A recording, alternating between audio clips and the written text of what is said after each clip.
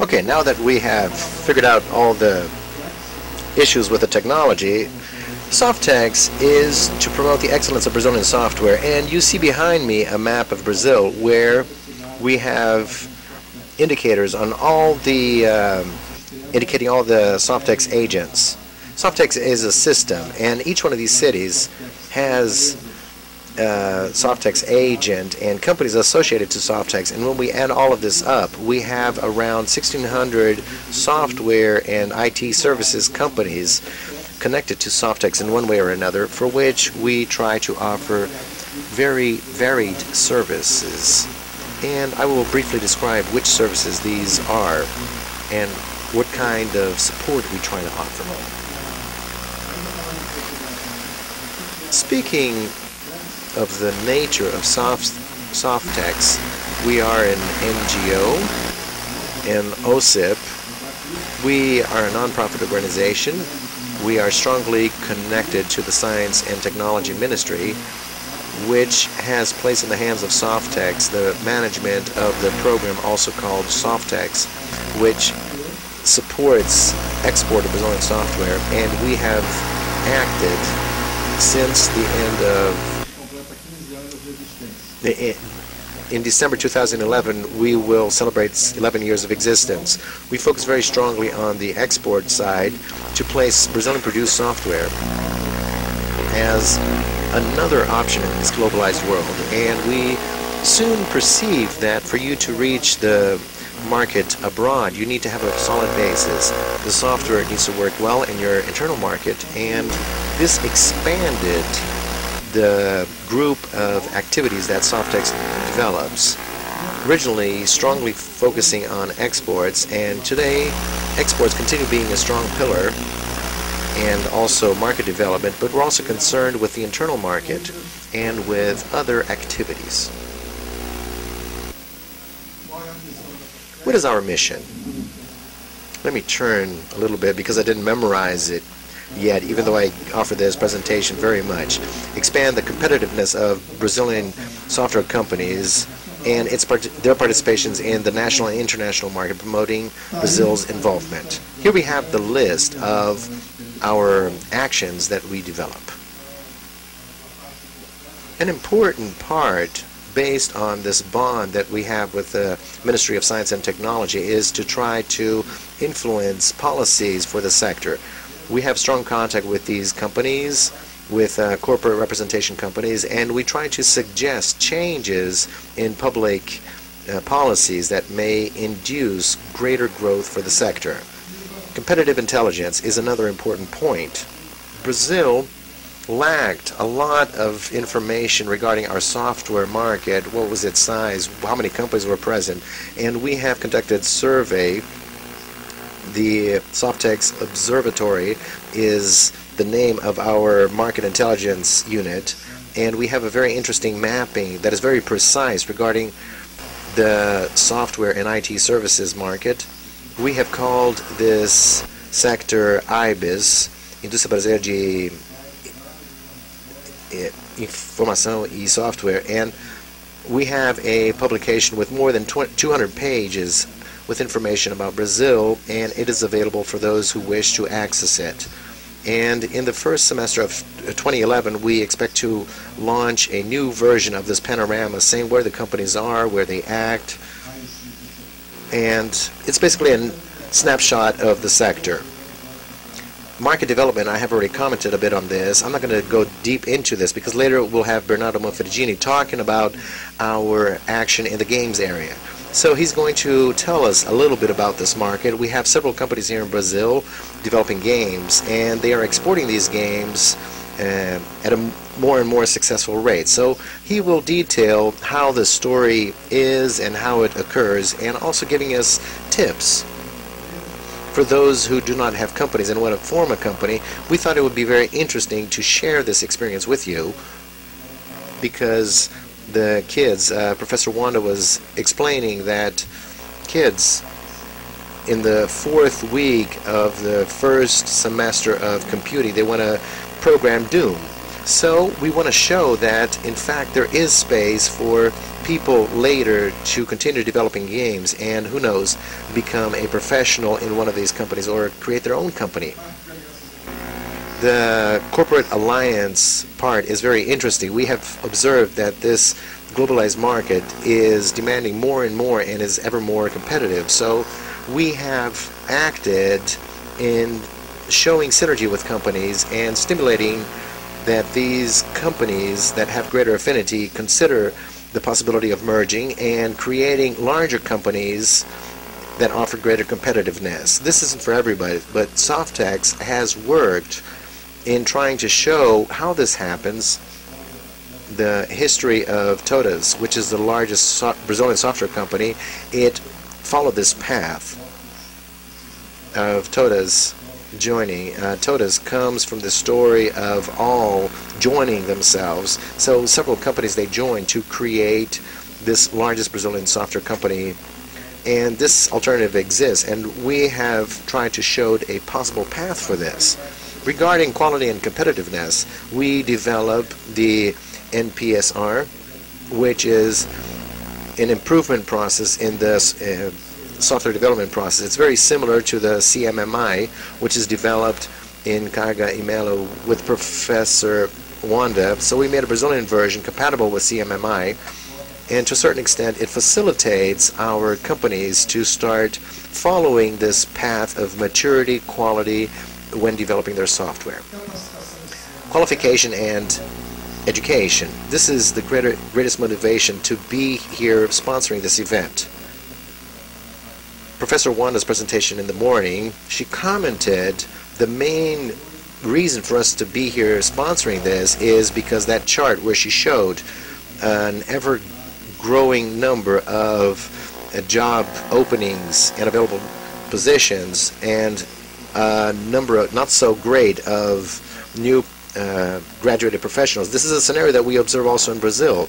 So the observations of the Softex laboratory said that in 2010 we had 70,000 openings that were not filled in the Brazilian market, and our extrapolation based on these numbers indicate that this will probably worsen in coming years. Even with the large number of courses that we have, the large number of universities acting in the market, we see that for 2015 we may have a scenario of 145,000 openings that have not been filled. So we need to attract more professionals to this market.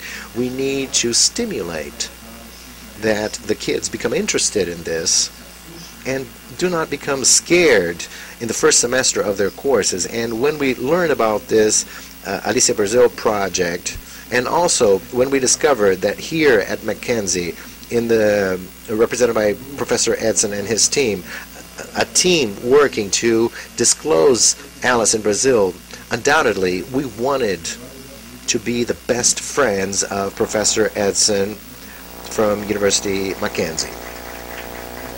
So,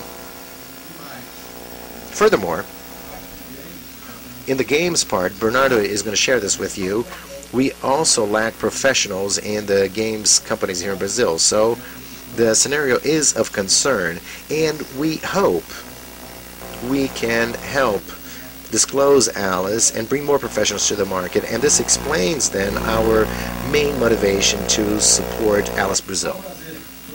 To develop games projects, usually companies, they require resources, so we have a funding line which helps companies to discover where resources are available and where you have risk capital and where you have FINEP funds. How do you prepare a project to be called by CNPq, and how do you prepare a business plan to submit it to BNDES, the specific credit line for software development? So this is another activity that we develop, and we try to instruct companies through this process of searching and getting funding for their own projects.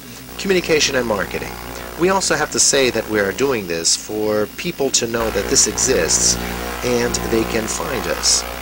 So, down deep inside, I am doing advertising. So, if you need to contact us, please feel free. And also, finally, we have innovation and entrepreneurship. So to know if this is really worthwhile, we will then tell you, well, yes, this is worthwhile, make your software, join a group. This is a path that is not easy, but there are success cases, and it is worthwhile, and this is a very interesting experience to go through. So we also try to stimulate many Softex agents, and they rely on company incubators. So it's an environment where it is not uncommon for you to have kids that have not graduated yet, but already creating the company, already placing that company in the incubator, and we try to motivate this since the very start. If we are successful, we place a company in the incubator, we help it mature, we remove it from incubation, and we help them find partnerships in the market, and if everything works out, we take them abroad and help them along this entire path. So I gave you an overview of the main action areas of Softex. Hero's talking a little bit about the qualification and teaching area, which is one of the most recent activities that we have carried out. We have reinforcement courses for Java. This is following the traditional model. We hope that soon we can start introducing Alice in these projects as well, helping to graduate not just kids, but also another important challenge we have is to help graduate professors who will be able to offer these courses, and once again reinforcing the advertisement of the course that will be offered here over the next 10 weeks, right, Professor Edson? So this is something else that we see with very good eyes. So if later we can duplicate this course and offer other versions of the same course and widespread this, all this is, in our understanding, a movement to strengthen the software and IT market in Brazil. With this, I leave you my email and the Softex site for those who wish to contact us, and I called Bernardo to take the floor and then discuss the central topic, which is the games story from Brazil to the world. So he's going to tell us a little bit about this story and what is happening in this market. Thank you.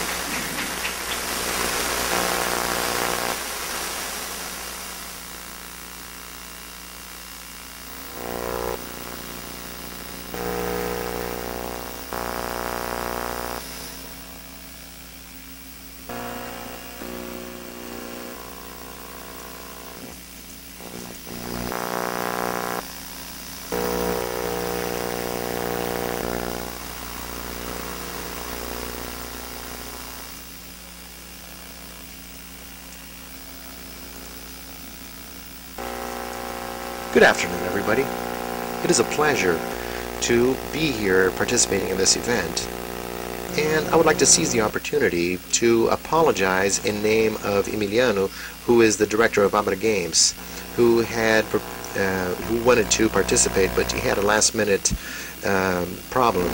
So I will offer his part of the presentation. So I apologize in case I don't go too deep in this first half, because the first time that I am offering this part of the presentation.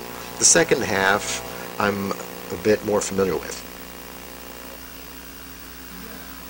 I would like to start by calling our attention to some cases of the cultural industry, of some products, and what they represent in terms of turnover and success.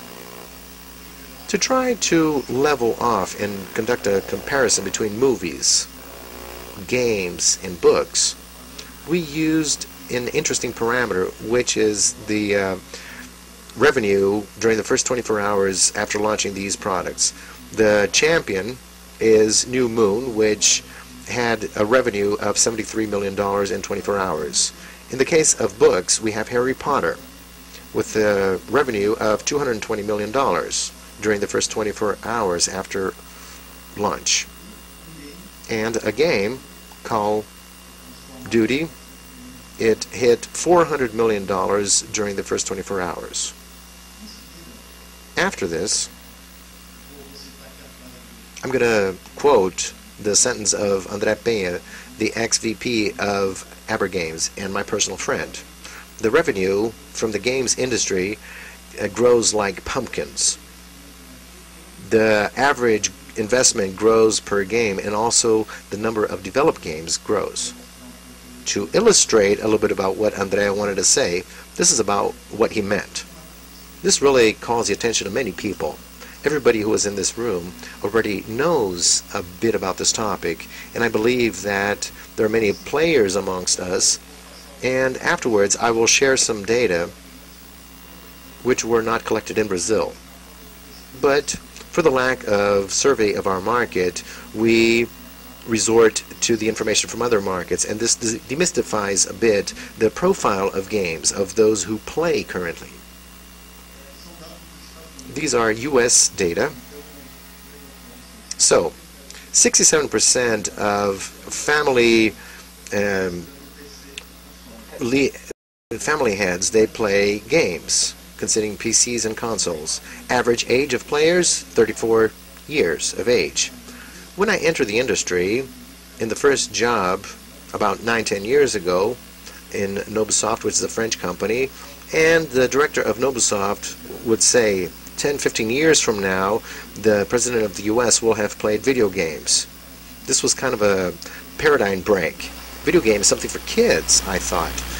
The people didn't pay a lot of attention as a waste of time, and this is changing significantly. So here we have the data. It's not me who is saying this. The average age of consumers, of those who buy, is 40 years of age, and most of these people are above 18. So this demystifies this image that kids play. No, adults play, and they play a lot. And you'll see that it's not just men. Women, 40% of players are women. And there are more women above age 18 than kids 17 or older. Boys. These are US data, but they should also reflect here in Brazil and also in other parts of the world. In 2010, 26% of Americans over age 50 have already played video games. Interesting, is it not? It may not be the Call of Duty, which was the sales champion in the first 24 hours, but you have cell phone games, internet browsers, sometimes games that you pay a monthly fee to play, or it's a freeware. So the business models are very different. So we have all different types of games. So it's interesting to see that this is a product that is consumed just like books and films. So we have a wide range of consumers in all these different categories. The average time played for women is 7.4 hours, and for men 7.6 hours a week. Breaking another paradigm is the idea that people, they stay in front of the video game and they have no more life. 79% of players, they practice exercise or sports, and 93% they read books or newspapers regularly.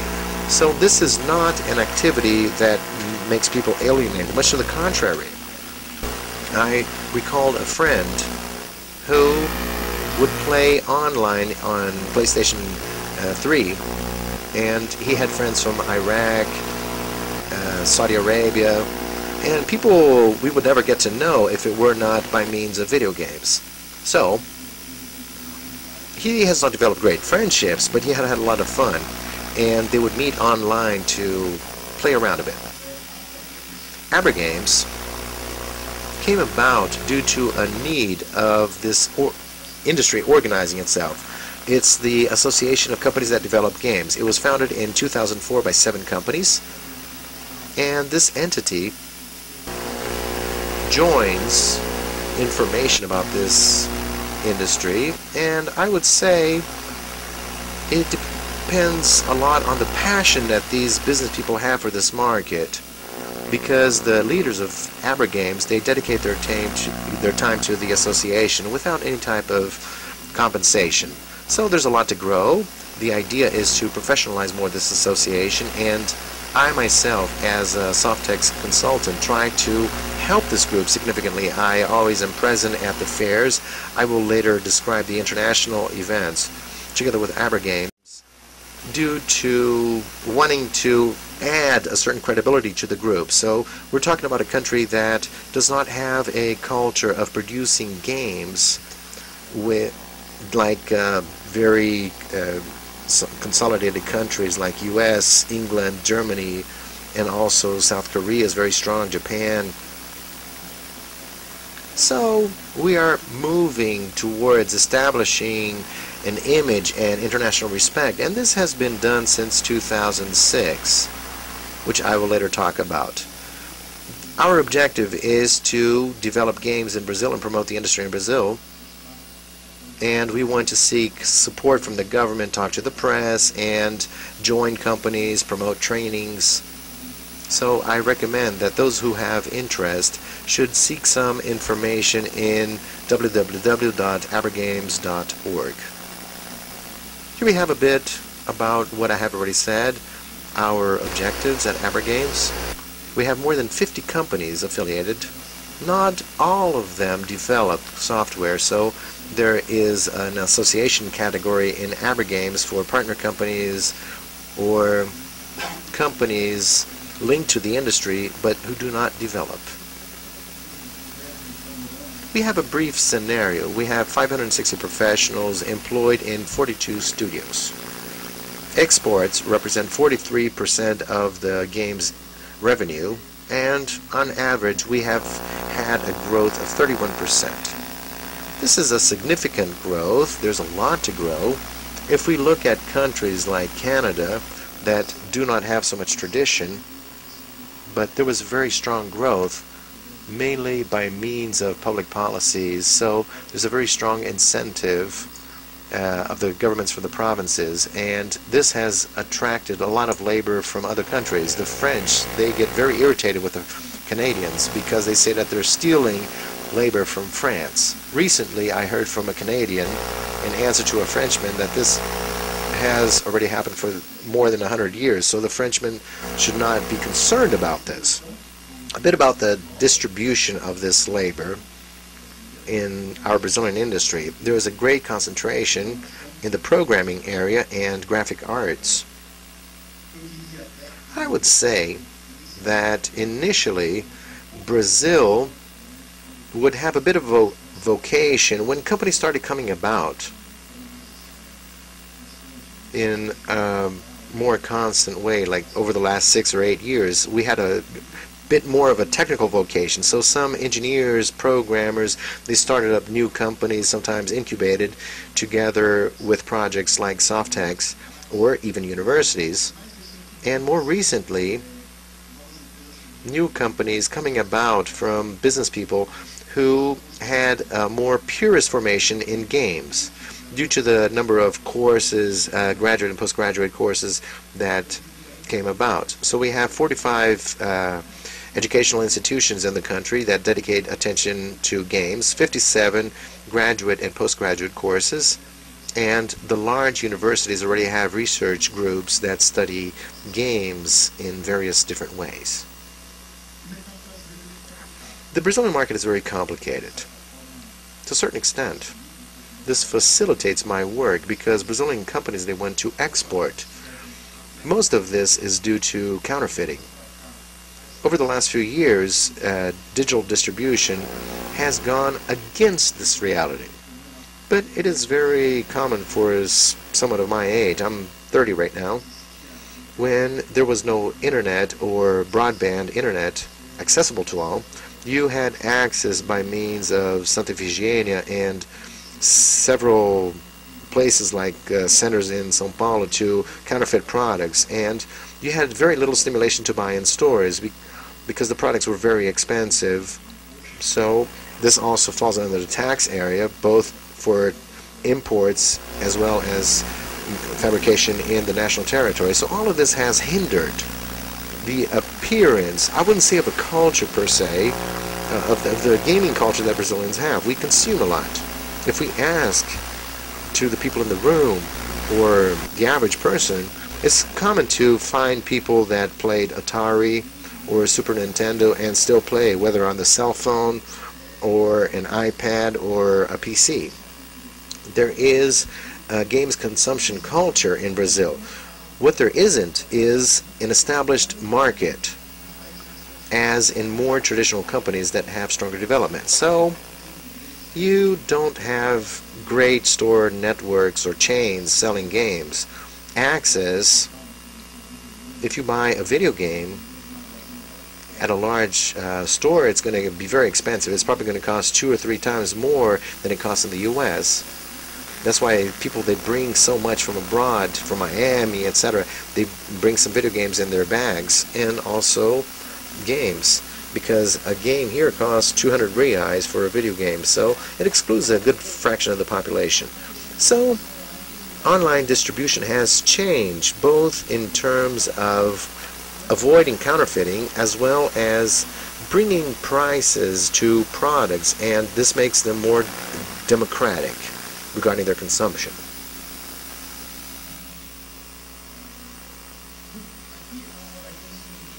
Aber Games has a position which I cannot criticize, but if there is not a drastic change to this counterfeiting reality and taxation, access to resources for development, Brazil will face a lot of difficulty to grow and become a significant player.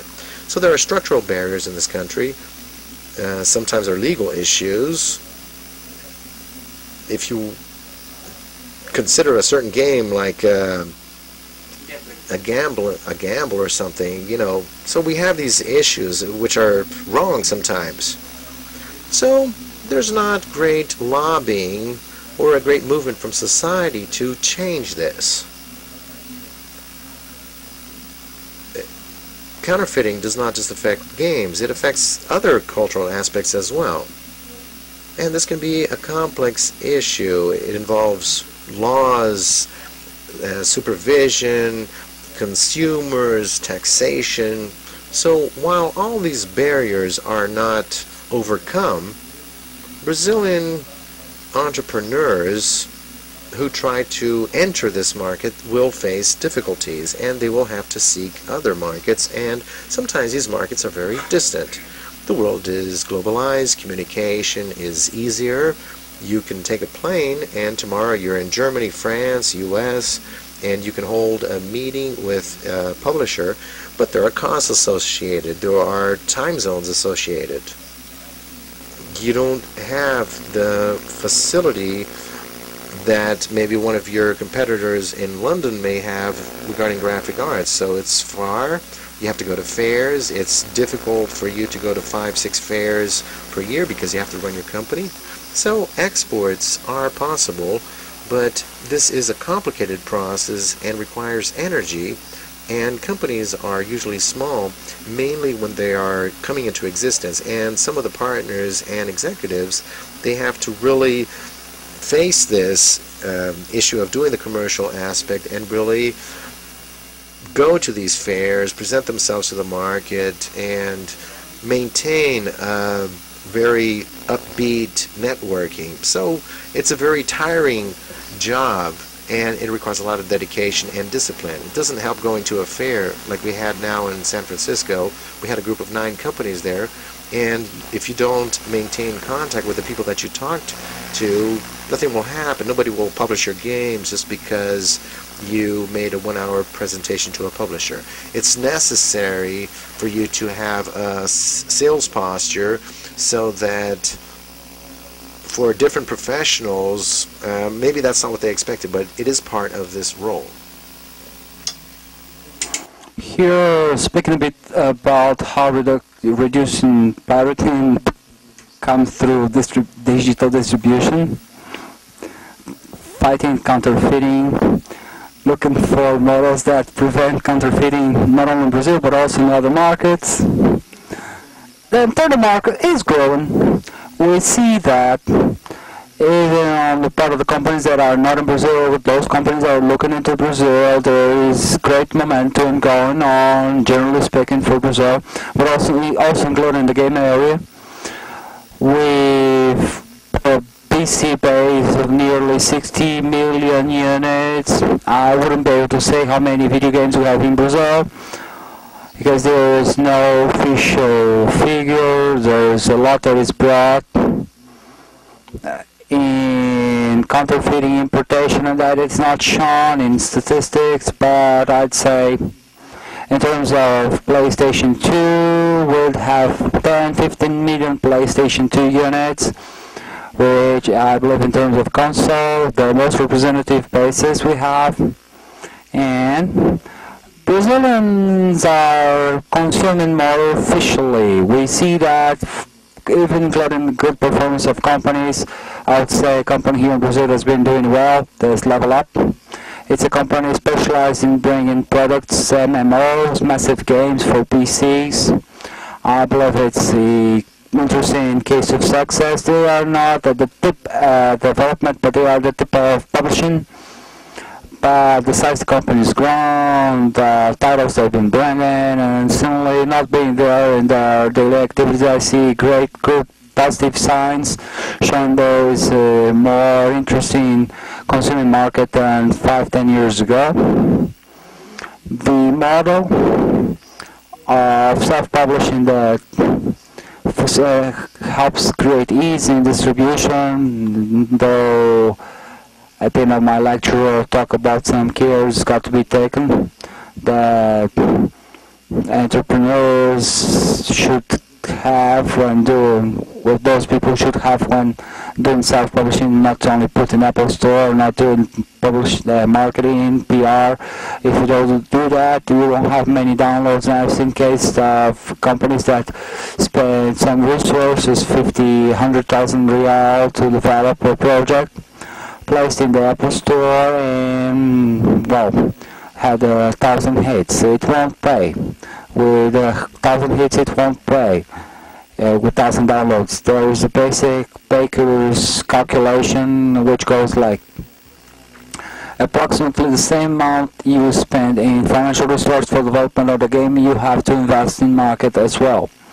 And this is something many people don't know because they are not in the publishing area. When they go into it, when they go publishing themselves, they realize that how important marketing is in case of the online platform, internet actions, main vehicles, actions that demand great investment. Talking about the work I do a little bit, that what I do at Softex, it's greatly focused on exportation. So the product is called PSISW. It is the result of a cooperation between APEX, which is the National Agency for the Promotion of Exportation, whose mission is promoting a series of Brazilian products abroad, everything that Brazil can export, I'd say, and Softex, which has been presented already, supported by Abra Games. The creation of this games group in the exportation, software exportation projects occurred because Abra Games got in touch with Softex and presented this potential and presented the need that entrepreneurs had to look for markets abroad. Some other groups in the project do not have so great need. I'd say education system, for example, has got great demand here in Brazil to meet. So exportation is nearly secondary. And the games group exportation is vital because the Brazilian market won't suffice. What advert game, for instance, is what will work for them, for games for advertising agencies. There are other business models, but normally type of studio survives with part of the people doing advert games and then other part doing own projects looking for a publisher later. So the objective is promote and expand the internationalization level and IT services in the international and national markets. Some of the most specific objectives is to go on with actions that initiatives that companies already have abroad in commercial terms.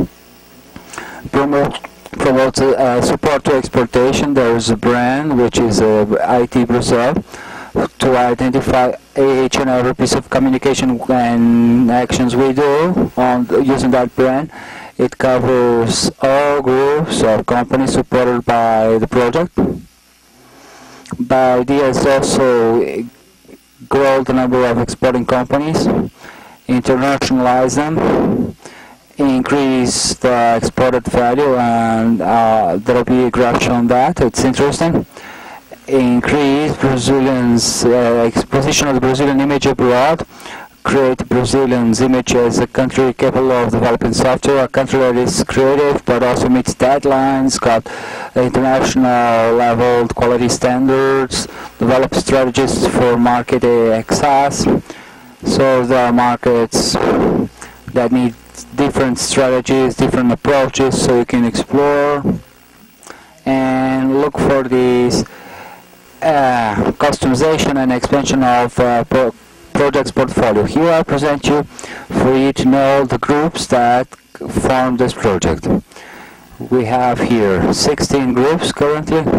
So when we talk about the agribusiness, those are companies that develop software for the agribusiness market. Aviation, software that is used in airplanes, air traffic control. There are Brazilian companies doing software for those markets. And there is a games group, which is the one I coordinate. So for you to have an idea, the number of companies that adhered to the project in 2009, nearly 200, end of 2010, 314. In terms of exports, we're talking about 146 million US dollars exported in 2009, and how in 2010, so nearly 200,000 US dollars. And then we have this graph, which shows that when the project started, the exportation volume was nearly $10 million.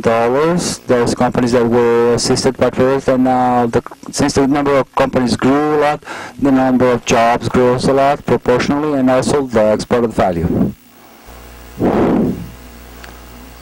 Its product has got very interesting cases. I know in the games group companies that are alive and growing because the product exists, else they wouldn't have had the condition to invest in the participation in fairs. A stand in a fair can cost up to 4,100 euro to be exact, in a game connection, for instance, that happened in San Francisco. So the kind of support the project gives to the companies instead of them ends up being vital for some of those companies, while they can't reach is size, through which they'll be able to support those costs themselves constantly. I'll give you some examples of fairs the project's been supporting, and Game Connection is a fair that I like to mention as an example because it's very much focused on businesses. It's not a fair where we'll have lectures, where we'll be discussing technology, but it's a fair where each selling company, and it can be product and product selling company or labor selling company.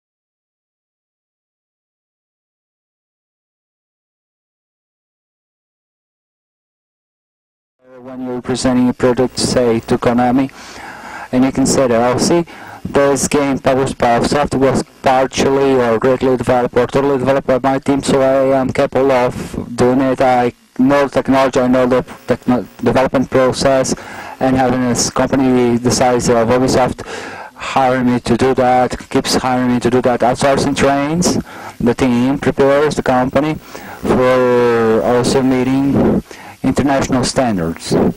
Normally it's not the end objective of a development studio, but it serves as a stage, an intermediate stage for the learning of the company and also for the generation of revenue to keep the studio running and be able to invest in demos and projects and in their own projects. Back to Game Connection. What's very interesting in Game Connection is that you do not necessarily need to know anyone from the buying company. that company that is buying your product or service to ask for a meeting with those guys. So when you talk to somebody from Nintendo or Sony, you have a system that you ask for, you call for the meeting, or they can call meetings with you, and that breaks a series of barriers. The meetings last 30 minutes, so they're extremely objective. Every 30 minutes people are switching meeting rooms. Normally the owner of the meeting room is the selling company, so the buyers keep circulating, moving around, roving around. There are 2 editions. Each event gathers about 700 companies, buyers and sellers. The edition we were present at was in San Francisco at the beginning of the month, and there's another one in Lyon, France, which is probably going to be at the end of November. The difference between those 2 events is that in the European version there are European publishers and distributors in a larger quantity. Both events are greatly international, have people from all over the world. But in the case of the European version, there are large scores of people who prefer to be present at that fair, because you can have a publisher that works only in a smaller territory, like say Germany. While in the US, you have publishers that serve the whole US market and don't want to talk to a small studio that's been recently created, recently funded, without any international experience. Whereas a European publisher whose need is to meet a smaller market, there is greater competition involving publishers, may have greater interest, may be more willing to talk to a Brazilian studio that is not so experienced. So many people prefer to go to the Lyon fair. So those fairs have this international character, gathering 40 countries. When you see the nationality of those who go there, normally each company holds 27 meetings in 3 days. It's very intense, the process, and 91.2% of people participating end up with expectations of closing deals. It's very high figures. Particularly, it's the event I find most recommended for the group of companies I represent. I have some pictures here for you to have an idea. Those are from Lyon. Besides those meetings in the fairs, which are closed meetings, there are some cocktails, some events, some networking events, like this picture on the right. Here are some pictures of the Brazilian entrepreneurs at the Lyon edition from some years back. We were also in Tokyo last year, Tokyo Game Show. May seem manipulation of mine, it wasn't my intention to make those, all of those people seem to be looking at us, or the Japanese girls be next to us. But anyway, the Japanese market, as any other Asian market, is not as much a priority in the product due to cultural reasons, due to distance reasons, time lag. We see potential, a greater potential in doing business with Europe and North America. Although there may be demands in the West, in the East, we have to optimize the resource of the product so we can't cover all those markets. We were also in Germany, Leipzig, some time ago. Last time we participated was 2008. I couldn't find the pictures from 2008. Games convention. It's got a different format from the other fair because it's open to the public. There's very large area open to the public. There are around 200,000 people, but that public is a more consumer public. Lots of teenagers, lots of young people who go there to see the launchings and the publishers, the companies publishing, that they do an excellent stance to promote their games to the consumer market and to the press. A part of the event is closed only to business, but it does not have the ease of a game connection for meeting or online meetings. That is, if you don't know anyone from the industry, if you're just there in your stand, you're probably not going to have so many people knocking on your door wanting to talk to you.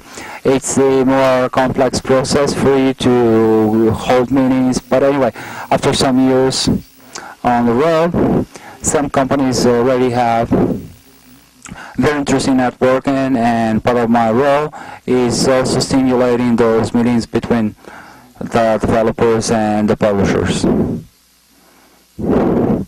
Going to a more practical side of the matter, what can the program support, what the program supports, how does it support companies, and what's the role of the company when we're talking about those international actions. The project-based renting of the stands, meeting rooms that may make available like facilities or equipment in general, screens, wide screens, or marketing material. We have some. I have here a version of the catalog that we have that was done last year. So it's got approximately 20 companies in this catalog. We also we make banners and posters to the areas that have press services and the support of a consultant. All that is paid for by the project. What goes for the company? Transportation, air tickets, accommodation, meals, and if the company wants to do some giveaways or some catalogs, they can take it. But here, once we have the view of it, we can have the whole idea how easy it gets to take part in an event, because basically it is taking a budget like $1,500 ticket plus 3 days hotels. Sometimes entrepreneurs share accommodation costs.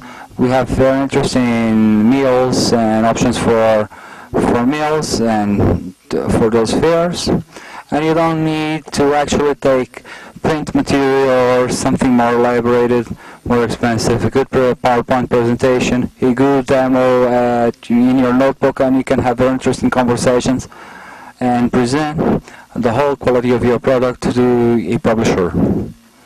In terms of how much it would cost if you didn't have such support, you can say something like 4,000, 4,500 euro per event in events in Europe, or US dollars in the United States, having a stand. So it's support that makes participation impossible for many companies. And to join the project, there's no kind of obstacle or barrier in your company. You're willing to export, you have products that you want to take to other markets. Talking to me, you present more details of the product. Our company signs an agreement, willing to share some information about revenue, number of exportation, number of employees, which are the metrics that are evaluated by Apex and Softex to measure if this project is, generally speaking, bringing good results to the Brazilian economy. The role of the consultant is a very broad one. It goes from strategy, that is what promotion actions that are interesting for companies. Is it participating in fairs? Is it a buyer project? That is, say, bringing 5-6 executives from large publishers to take a roadshow here in Brazil, visit Brazilian studios, go to Brazilian companies? Is it going to doing some training? All that is in the strategic part. We end up opting for fairs because it's the greatest cost-benefit ratio we have. I have to get new companies, prepare those new companies on how to present the products. There are some reflections that sometimes the entrepreneur doesn't do. As for the positioning of the market, the markets that want to explore, the platforms in which he wants to develop, and I'll talk about this a little bit more later on. Well, the idea is to generate opportunities, reinforce internationalization strategy, to bring together those Brazilian companies that sell products and services to buyers, whether publishers or distributors. Here, I'll tackle an issue that is how, generally speaking, the distribution chain works in the games industry. It pretty much looks like other chains of cultural products such as movies, TV, books, music, but more than other software distribution channels. In games case, I'd say you have on one hand the manufacturer of the console that is going to determine how the technology that is going to be established for the market. So basically speaking, Sony, Microsoft, and Nintendo. The studio that creates new contents and also shapes contents from third parties. So if I wanted to Mauricio de Souza that wants to do a game based on Monica cartoon, he's going to give the guidelines and the shape is going to be given by the development studio. It has to be in line with technology. It needs to have the development kit. If it's a technology that is a proprietary one, that is Sony's, Microsoft, or Nintendo's, has to be officialized by those companies. Then you have another layer, which is the publisher, the publishing company that normally is going to pay attention to some activities. Quality control, technical support. So I purchased in a box, a game in a box, so it's not working. There is some bug. The support number is not going to be only the studio. It's going to be the publishers. The publishers also got a whole commercial area that is going to distribute, settle deals, selling agreements, and say in-box games. Which is the more traditional one, although it's declining. But it's the publisher, the distributor is going to talk about wholesale, retail, specialized sellers, and actually sell it to retail. There's a role. Publisher can also have a role of financing the development of the products, paying the development to studio. That is rare and rare. Some 5 years ago it was more common. You'd go to a publisher with an idea, you describe the idea, a game for this game, this public, we work in this game, I develop 20%, I need 100,000 to finish developing. It was more common a publisher to bet on it.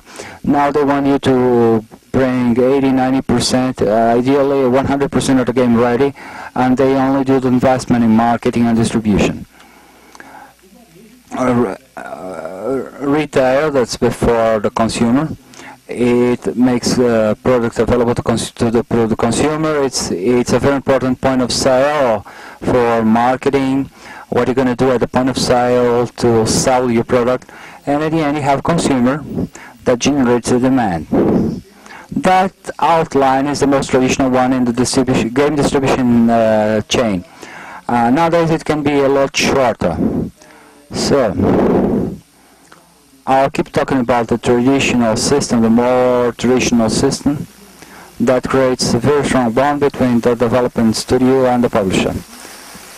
If the studio may have a fantastic game, but if it cannot transmit it to the publisher and show the potential this game has in terms in commercial terms, the game will be shelved. It won't be downloaded, it won't be sold. On the other hand, the publishers have a need of constantly changing, renovating the portfolio of products. So a very important time is the Christmas season, because it's the time the most sells. So I have a portfolio here. Say I have a product here for aged 6 to 10 boys and girls, for hardcore games. I have different types of products. For the people who prefer the most difficult games, go to gadget games, and people for simpler games, games that don't have a story to follow, a simpler game, a casual player. So this bond between developer and publisher is very important. Publisher tries to maximize his result in terms of revenue, wants to sell more and run less risks. So, for instance, you can put a game in the market that won't pay. You have not many people buying this game, not many downloads. So, they prefer strong brands, renowned intellectual brands. Mario, Call of Duty, FIFA, those are games that you put in the market and they'll have natural demand. because they are strong brands. There's been lots of marketing investments to get to this point. A publisher that sees a game, a new character that does not have a natural appeal will naturally think about a lot before investing his or her money into making that game known. There are normally more interesting options. There are companies that have very valuable, greatly valuable intellectual properties, and it's certain that if you do a game involving Disney games, Disney characters, the game will have great demand, even if it's not a very good one. Actually, they are not, because most investment is in marketing, in paying for royalties, and less is spent in development. So how do they try to optimize the results? Through innovative products in contents or shape. So publishers always say in fairs, oh, we need something that is innovative. We don't want to see platform games, we don't want to see MMOs or fantasy, this gender. They want something new, a new type of scenario, a new type of character, a new type of gameplay, but they are very traditional too. So it's a very ambiguous discourse, a schizophrenic one. They want to go for what is right, but they want the studios to present something new. They want the studios to present innovation, but they are afraid of innovation because they can't measure the results that it will bring. And they can't do that till you launch it. Also, you can identify demands from new groups, new territories, new countries. So to mention an example of a publisher that some years ago started launching games for Nintendo DS to kids, girls, aged 6 to 12. It is a niche that wasn't being occupied. They made a lot of money. They created very interesting brands because they saw that niche as being emptied. And if the studio see this niche and knocks on the door of the publisher, show them there is this demand, the publisher will want to listen and will respect you because the studio that is so too greatly focused on technical development and does not see market sometimes gets lost. May do a product that is technically fantastic but will have demand zero, that will be too niched or won't be sold. So it's interesting for the studio to see, to put on the publisher's shoes and see if the publisher would want to do that in case they had to bet on that product or on a competitor's programs. There is no money for everybody. So if you present your product showing, saying who is it for and what the sales potential is, like targets for 6 months and what's the business model you're publishing for revenue division, all that makes the publisher sees the studio with more respect and your odds of closing the deal are greater. Anyway, they prefer, as I say, games that whose development has been paid already, and they also prefer working with experienced studios.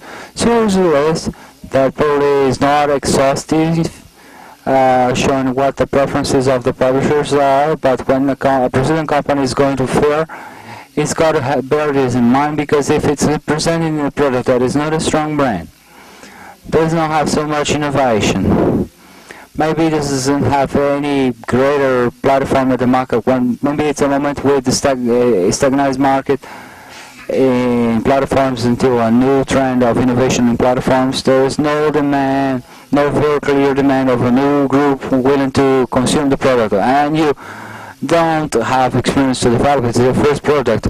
Why will the publisher want to invest in your project? Why will they want to bet or spend some $100,000 to market it or to finish its development?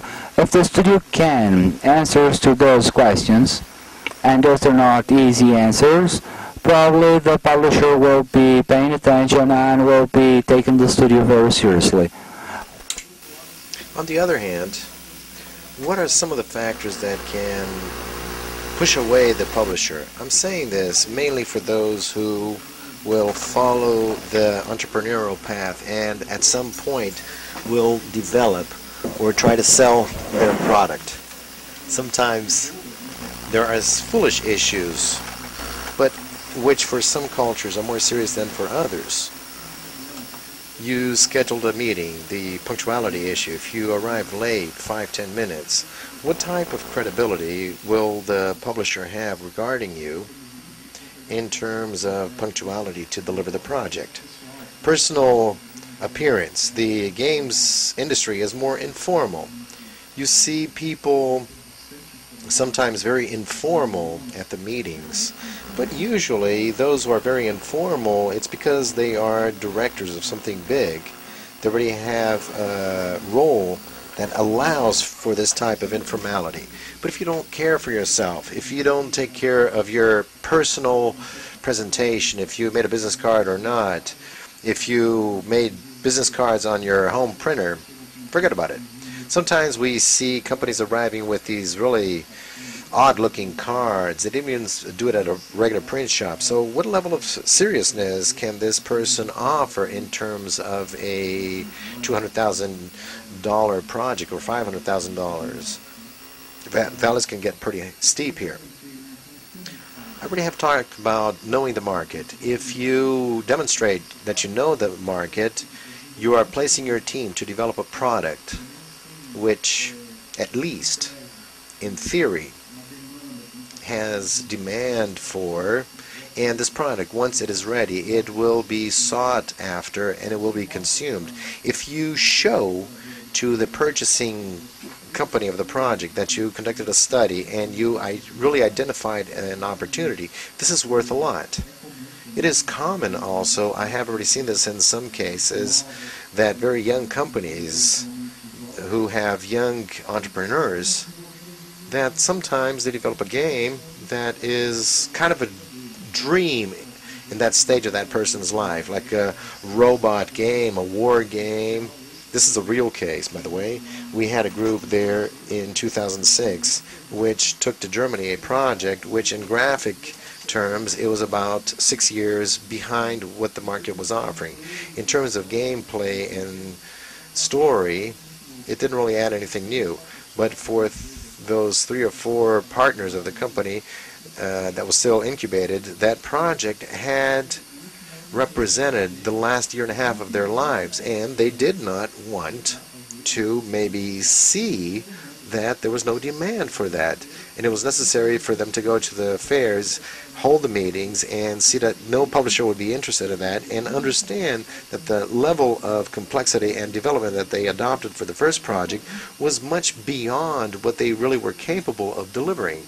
So they would have to need another 2 years to finalize a project which a competing company would do in about 8 months.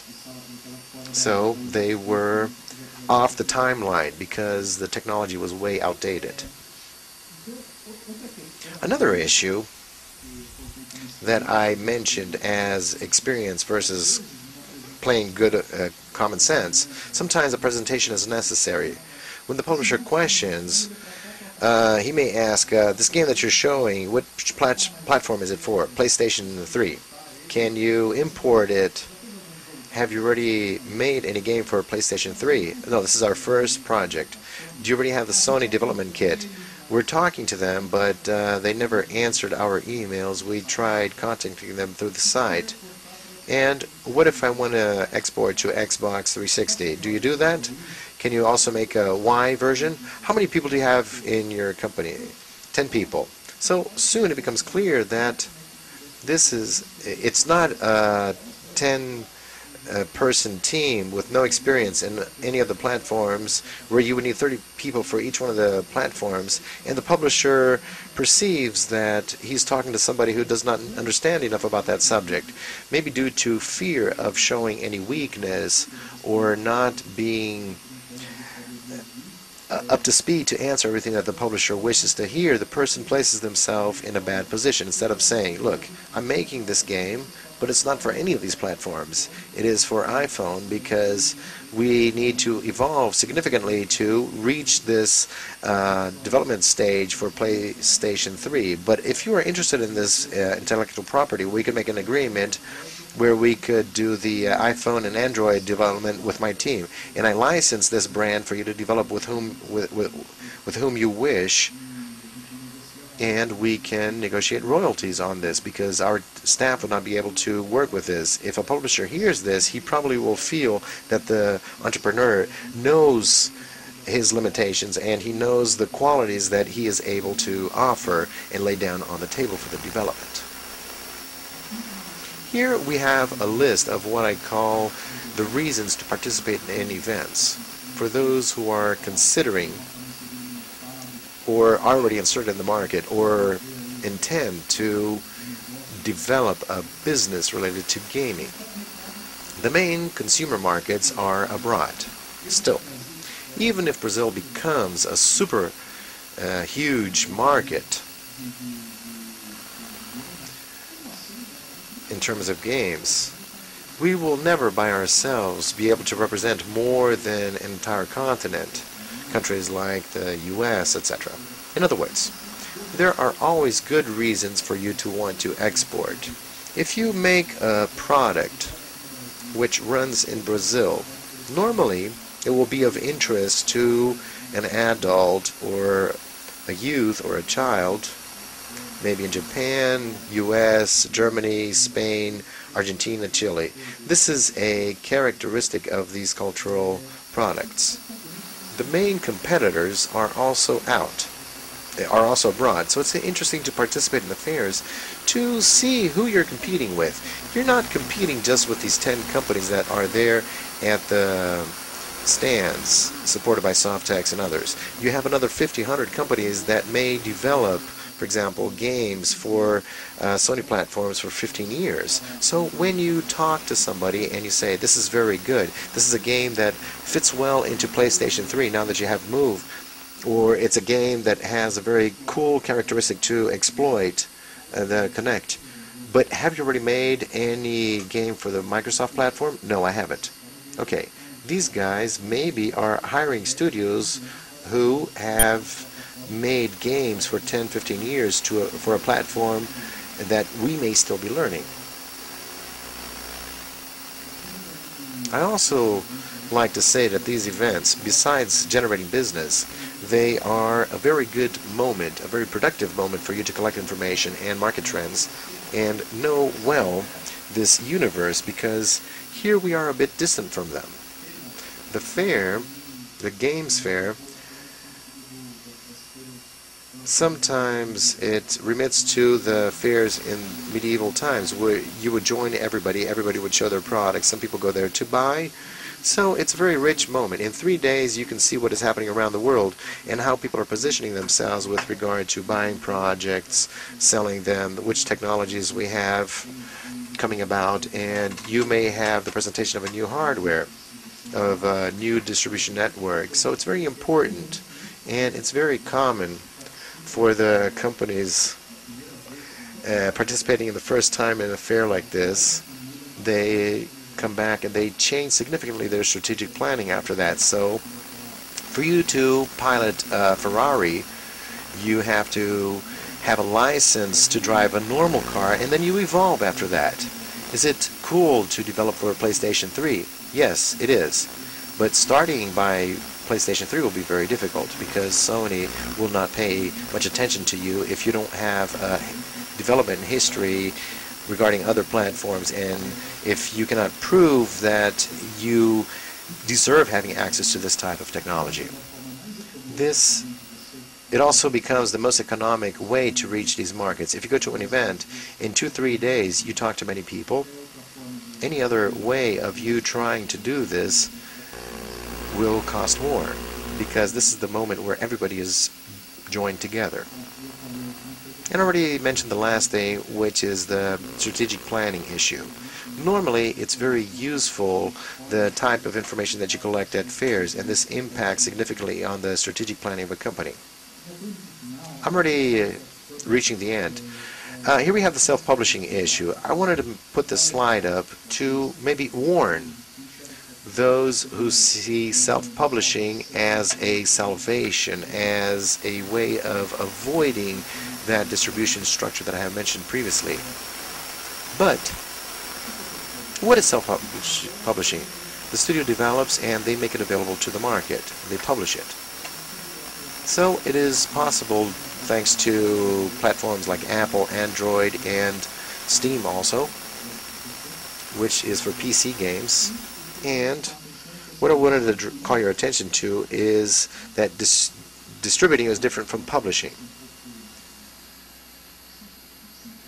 Maybe this is a syntax issue, distribution or publication, but publication, if you recall, it involves some activities involving quality control, technical support, investment in marketing. And when I talk about marketing, we can imagine a series of sub-items like speaking to specialized media, making events, press releases, developing relationships with journalists, and working the point of sale, and working the advertising channels, whether electronic or printed.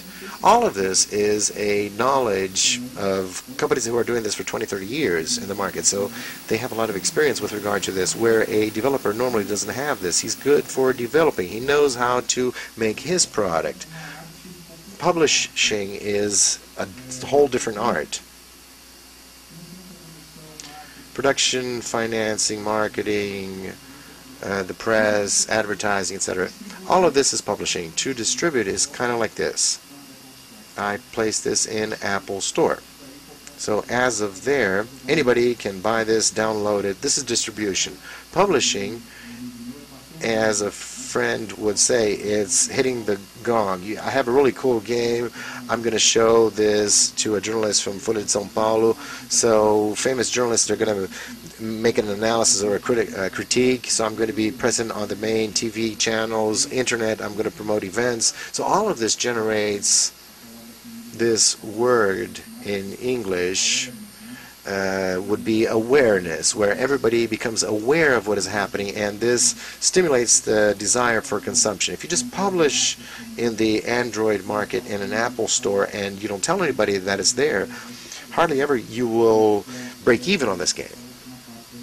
So that's the last part that I talk about here. The game available on the platform, the distribution platform, you will hardly ever recover your investment. I think this is our last slide here now. These are some items which I like to call attention to, because normally the entrepreneur, and I have this entrepreneurial side, besides being a Softex and AverGames consultant, I have an entrepreneurial experience related to internet than games, and it's very common. I was already a victim of some errors or where I didn't consider some items when starting a new project or a new company. So you should start by identifying the market demand. Who is the audience that will consume your products or games? Gender, age, what is their purchase power, which platform are you going to develop for, which regions of the country are you focusing on, even though there are many similarities between youth and adult in Brazil and in the US and France or in Spain in terms of consumption. Maybe there are also niches. I'm going to develop a game, for example, for girls. I thought Mobisoft, when they started developing this for Nintendo DS, this was a space that wasn't occupied by anybody. And they had the wisdom to position themselves here, and once you position yourself, it's very difficult for a competitor to enter that niche. To give you another example, if we made a soccer game, it's difficult to fight with FIFA Soccer. These are this is a very strong brand, and they have overtaken this segment. So it's not just knowing how to execute the project and have cool graphics, having a cool story and characters and scenarios. You need to understand who's going to consume this. This is very important. Financial planning. Entrepreneurs sometimes are enthusiasts. It's very easy for me to get together with two other friends and say, look, we're going to conduct this project, and a year from now we're going to deliver this game, and cool. Then, what do I normally ask to the entrepreneur who starts without any kind of planning? Then I ask them, cool, where are you working? We have an office space at my dad's office or in the garage of somebody else. Everybody has their own office. Everybody takes their notebooks. I'm not saying that you shouldn't start like this. It's interesting to start like this. How much are you paying yourself? No, I'm not paying myself. We're working for the project. The participation that all of us have is the number of hours that we dedicate to programming, to creation, and designing the characters, etc. Cool. After you launch this project, how much would this project cost if you had contracted, for example, you rented an office space, you bought 3 computers, paid the accountant, the phone bill, light bill, the salary of the people working. Maybe we're talking about a development project that cost 100,000 reais. If you really break down how much this really costs, how many downloads and copies do you have to sell to reach the break-even of this, and at least pay for the development costs. It's important to know how many copies you have to sell so that you know if this is a feasible project or not. Then you say, well, Bernardo, how am I going to know this before I launch it? Maybe you don't know. But how many copies you're going to sell, but you will know how many you need to sell to pay for that development investment. And as I said before, game planning is not just spending with development. You also have to spend with marketing. I spent 100,000 in development and another 100,000 in marketing. How many copies do I have to sell to pay for these 200,000? I need to collect taxes. I will divide part of the revenue with the publisher.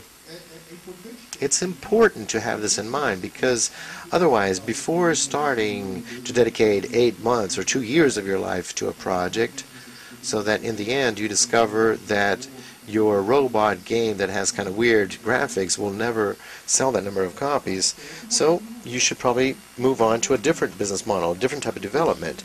Maybe your dream needs to be postponed a bit. Maybe I'm not going to develop that game that I have in my mind, which is my wish now, because I'll need a much greater team. I need a development team, but I will set a path where I'll start with a small team and we will make money making advert games or AdSoft, and this will maintain the company open, and then gradually we allocate the resources that we can keep from this revenue for developing that revolutionary product that we think will really just seize the market. Some things that people don't consider is, well, let's celebrate a contract. Make a contract in the U.S., it's good to have a U.S. lawyer who understands the games industry to assist you. Otherwise, you may run the risk of having very negative surprises on behalf of the people who buy your product. Travel costs, accounting costs. People normally do not account for this in the company during these initial stages. And if we are advertisers, programmers, designers, etc., we don't have this knowledge, which is more administrative or more strategic, we should seek a specialist or a consultant or entities like Softex that incubate this and offer support. There is a lot of government initiatives that support these types of initiatives with financing or infrastructure, incubators, consultants. It is worthwhile to look into all of this.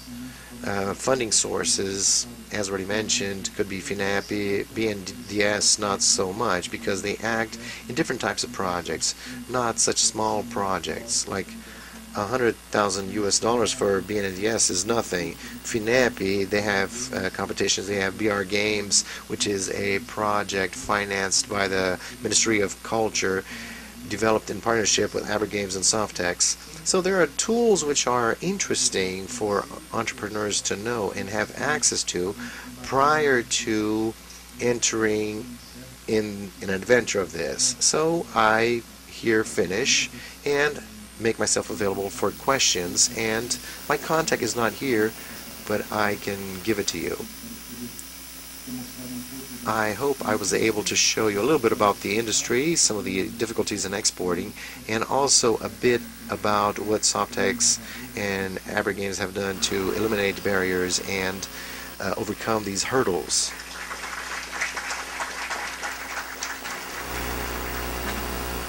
Does anybody have any questions?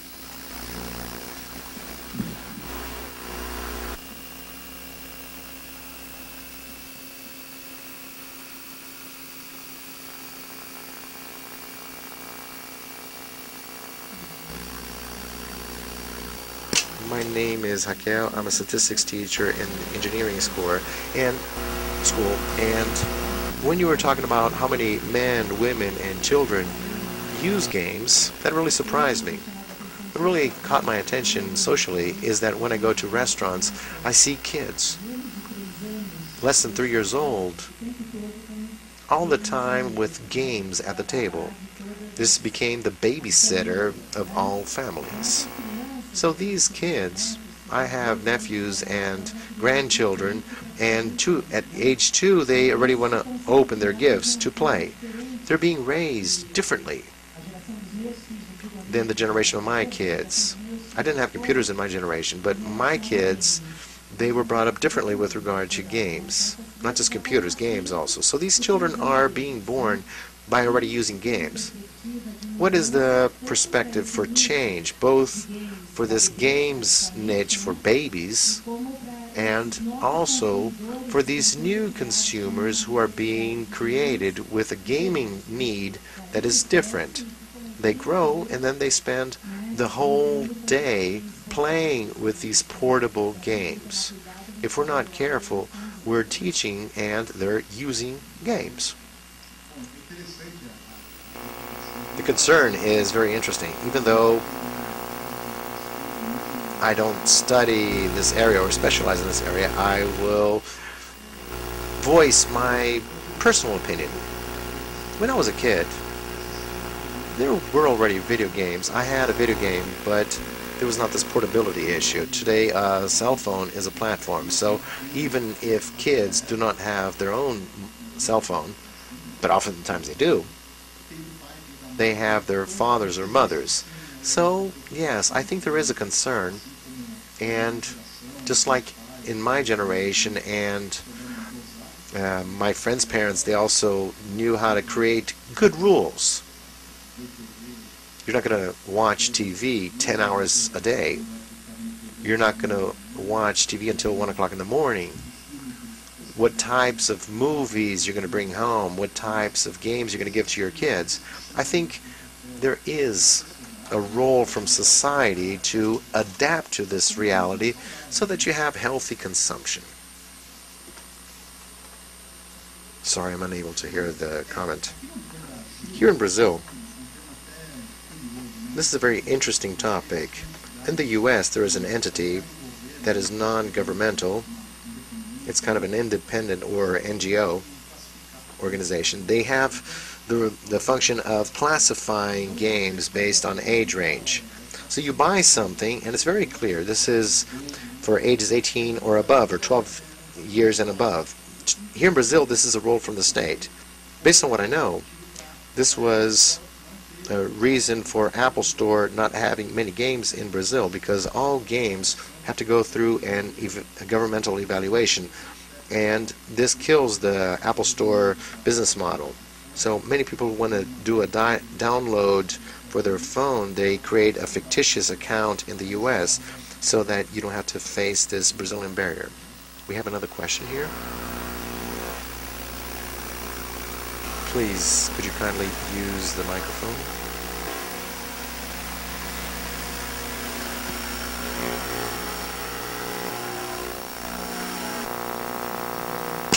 I would like to know, for the games market, what is required? Do you need a huge resume with competent background, or do they analyze the evolution and experience of the person? What is seen with best eyes by the market?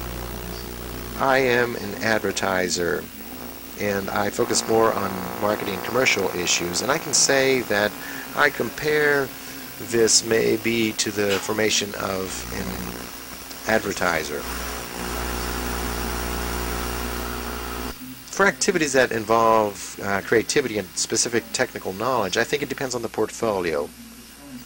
When you seek a job, you need to show that on your own you seek information, you seek formation, and you have talent.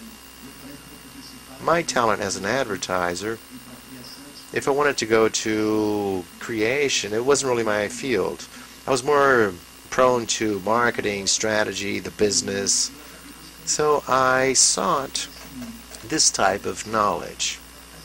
Thus, the creative industries in general, they favor professionals who stand out, not because of their resume, but based on what they can present or show in terms of potential to their employers.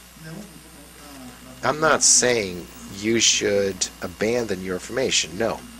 There are activities regarding development which are very technical.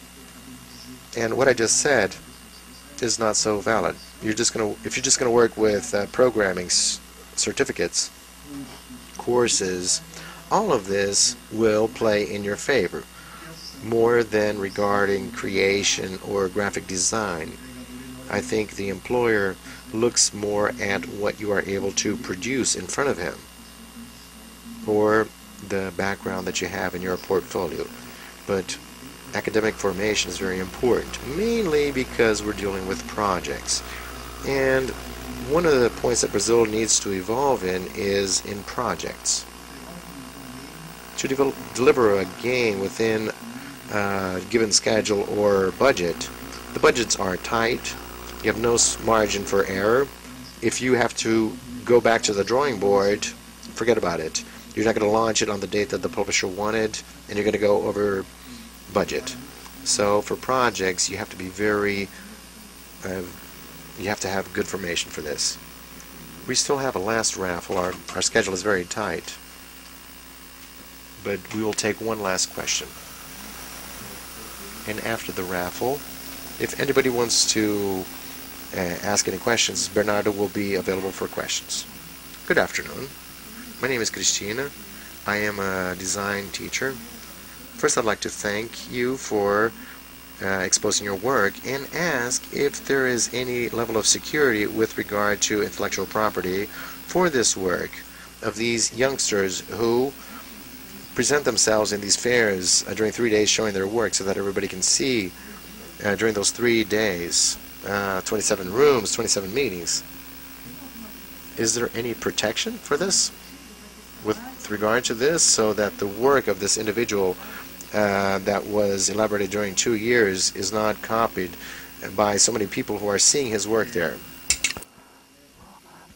It's a very interesting question because it does not have an easy answer. I see entrepreneurs really in doubt how much to show, how much formalize in terms of contract. So let's sign a confidentiality contract so I can show you what I want to present you now. So the publisher says, no, I don't want to sign it because if my team is already developing this, or if I've seen something similar to this, will be suing me. So in practice, this level of formality for confidentiality contract does not work at first. So the artist, the owner of the intellectual property, takes the risk, exposes himself or herself, because if he or she doesn't do it, lots of people are doing it. It's the dynamics of the market. So you say, okay? No, not really okay.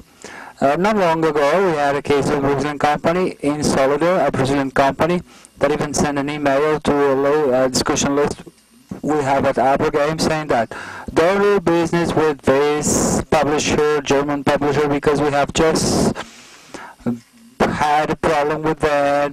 We had been talking to them about a project that was a creation of ours, an idea of ours. They were always very interested in it, and at the moment of negotiation, there was impasse, stalemated, and it ended. And then, to some total surprise, they saw that they had discussed in a very great level of detail, including the shortcuts for players to do things, was exactly launched by them in the same level Solita had suggested them. So they were really pissed off. All they could do at that moment was just to warn the rest of the group. It was a little longer before the San Francisco. I had a meeting with those folks. I ended up canceling it. And now those people are not seeing well the proceedings right now. We make it a point to spread the news to our competitors anyway, the people that may meet those Germans that are bad willing. That's not the first case. That tried some years ago, which was a company that was controlled by Andrea Peña. He saw a game, a Russian game, that he ended up clicking in the internet and he was going to play. It was exactly the game that they had developed. It was just copied by a Russian company. Anyway, not Russian, from some place in Eastern Europe, changed the name of the game, but didn't even change the publicity at the side of the board. It was the toys game. They said, "Hey Andrea, what are you gonna do with those guys? You're gonna sue them? You're gonna do anything?" He said, "Bernardo, to hire a lawyer in Russia, how much is this going to cost? Do you know any Russian lawyer? Am I going to get anything? I have to run my business." So ended up to nothing. So sometimes you start a lawsuit like this, it's going to cost a fortune. How much is going to cost a lawyer in the US? $300 an hour for a consultation. So it's difficult. Entrepreneurs take a chance, but at the moment that you're reaching a greater level of retailing, you sign a contract, a non-disclosure agreement, and you try to take references and discover what the CEO's companies are. A show of hands, please. I'll ask you.